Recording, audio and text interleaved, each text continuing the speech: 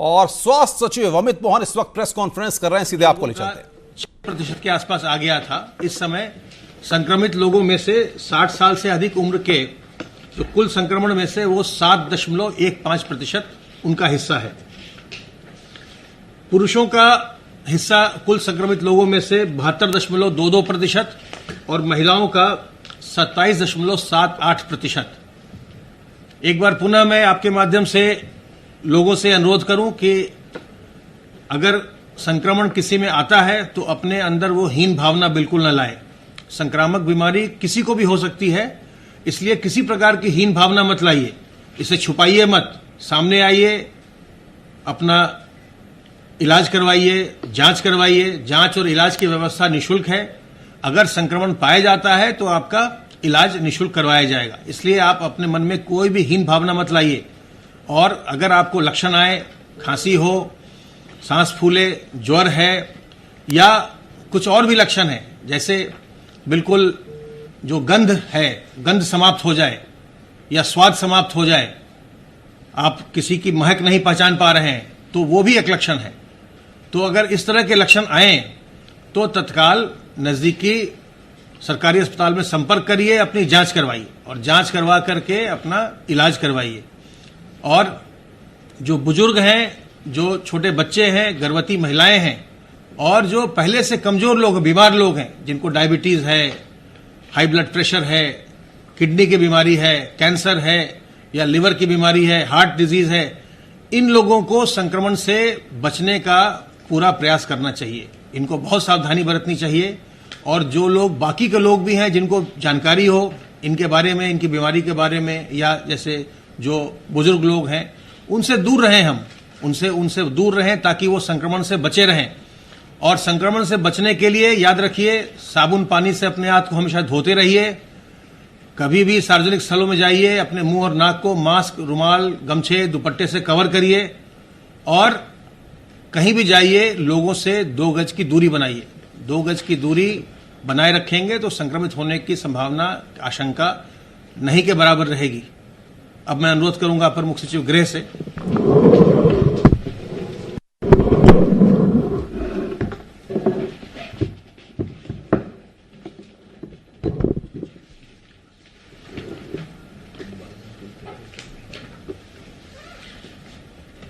माननीय मुख्यमंत्री जी ने आज बहुत ही महत्वपूर्ण बैठक ली। आज पूरे कोविड अभियान के अंतर्गत उन्होंने न केवल कोविड अभियान का, लेकिन संचारी रोग का पूरा जो कार्यक्रम है, वृक्षारोपण का जो पूरा कार्यक्रम है, स्वच्छता का जो अभियान पूरा चलाना है, इस संदर्भ में भी विस्तृत चर्चा सभी वरिष्ठ अधिकारियों से की है। माननीय मुख्यमंत्री जी ने पूरे प्रदेश में स्वच्छता अभियान चलाने का निर्देश दिया है। वो स्वयं बलरामपुर गए थे। आज उन्होंने बताया कि बलरामपुर जिले में, शहर में उन्होंने खुद जो है निर्देश दिया और वहां पर पूरे अभियान की कार्रवाई जिला प्रशासन द्वारा सुनिश्चित की गई। उनका ये निर्देश है कि प्रत्येक जनपद में जहां भी कूड़ा पड़ा हो, जहां भी नगरीय क्षेत्रों में कूड़ा पड़ा हो, उसका विशेष रूप से ध्यान देकर हर नगरीय क्षेत्र में, हर नगर निकाय में एक अभियान चलाया जाए। मुख्यमंत्री जी ने गौतम बुद्ध नगर और गाजियाबाद की जो अनलॉक की व्यवस्था है उस पर विशेष चर्चा आज की और उस पर भी जो चर्चा की है उसमें उन पर विशेष रूप से जो कल परसों उन्होंने निर्देश दिया था मेरठ मंडल के कार्य योजना का, उस पर भी उनके द्वारा आज समीक्षा करते हुए विस्तृत निर्देश दिए गए हैं। पूरे मेरठ मंडल में डोर टू डोर कैंपेन चलाया जाएगा, इस ओर विशेष ध्यान दिया जाएगा। और साथ ही साथ पूरे मेरठ मंडल में जो हेल्थ का इंफ्रास्ट्रक्चर है उसको और मजबूत करने का उन्होंने निर्देश दिया है।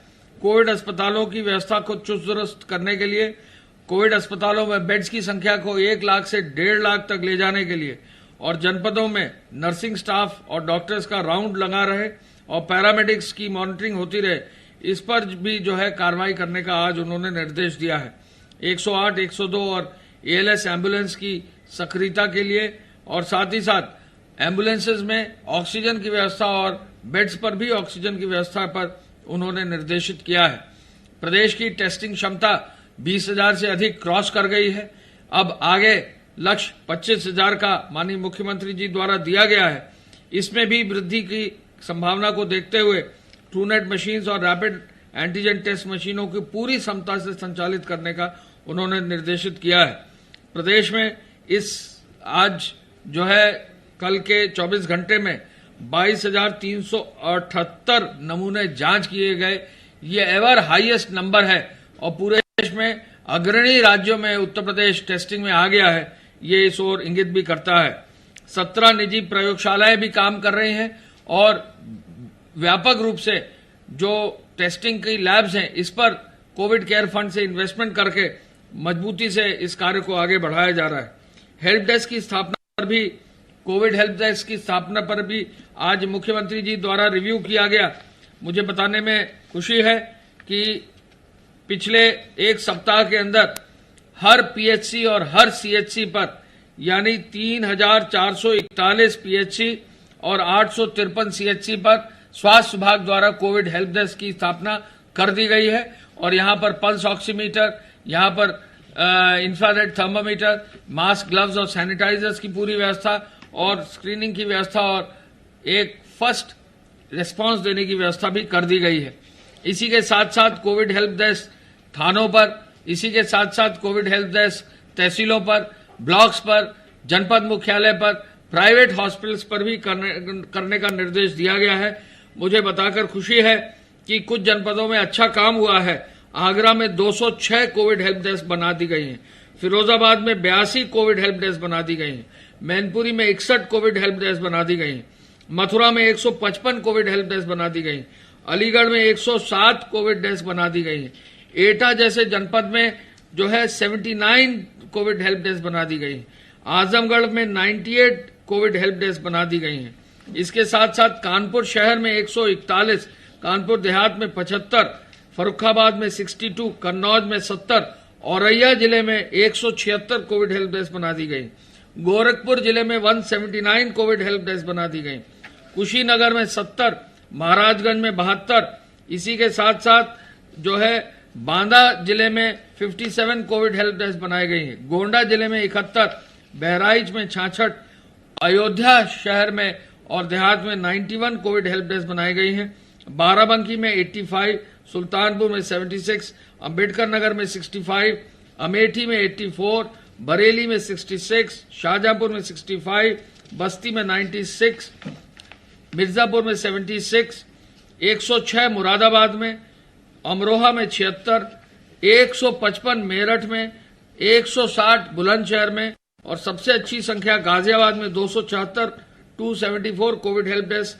हरदोई में 144, लखनऊ में 80, वाराणसी में 142, जौनपुर में 222, इस प्रकार कई जनपदों में, शामली में 56, कई जनपदों में बड़ी मात्रा में कोविड हेल्प डेस्क बनाई गई है।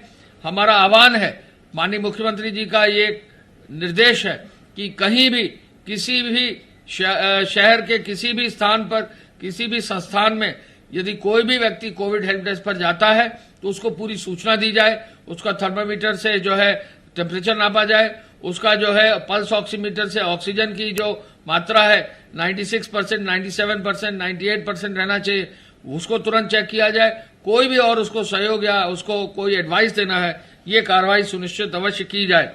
कोविड हेल्प डेस्क पूरे प्रदेश में व्यापक मात्रा में लगे, वहां पर सूचना विभाग का पोस्टर भी लगाया गया है, क्या करें क्या न करें, 2 गज की दूरी, मास्क है जरूरी, इस मैसेज के साथ पूरे देश में कोविड हेल्प डेस्क की स्थापना का कार्य किया गया है।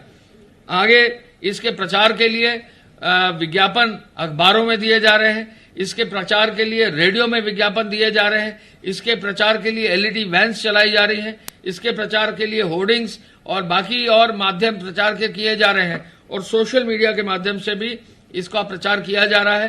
तो एक बृहद कैंपेन कोविड के अभियान के अंतर्गत कैसे कोविड से बचा जा सके और चूंकि इसका कोई इलाज नहीं है तो बचने की क्या विधि है, इस पर विशेष क्या ध्यान दिया जा सकता है।